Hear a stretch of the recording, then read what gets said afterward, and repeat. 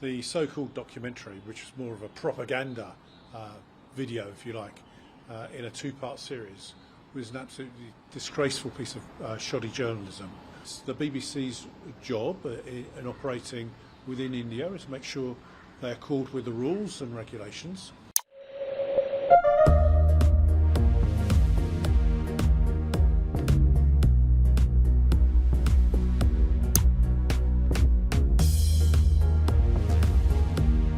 The so-called documentary, which was more of a propaganda video, if you like, in a two-part series, was an absolutely disgraceful piece of shoddy journalism with an attack on Narendra Modi, both in his time as Chief Minister of Gujarat and then in his time as Prime Minister.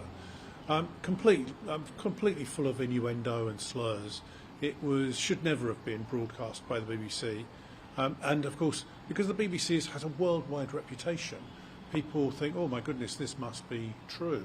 But it was produced by an external organisation, overseen by the BBC, and then broadcast as the truth. Well, it's far from the truth.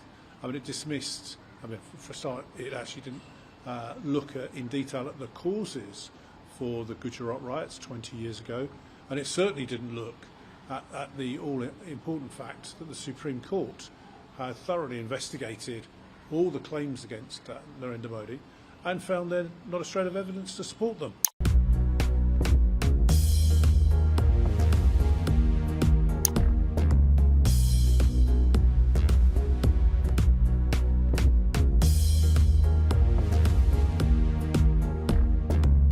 Now, the issue around the review of the BBC's tax affairs, I understand, is nothing new. This has been going on for quite some time, and obviously there have been discussions between the Inland Revenue here, the income tax authorities here, and the BBC.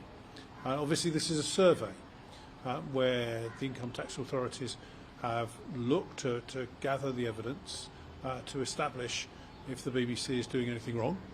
I would say quite openly, it's the BBC's job in operating within India is to make sure they're accorded with the rules and regulations, and I'm sure it'll be cleared up very quickly.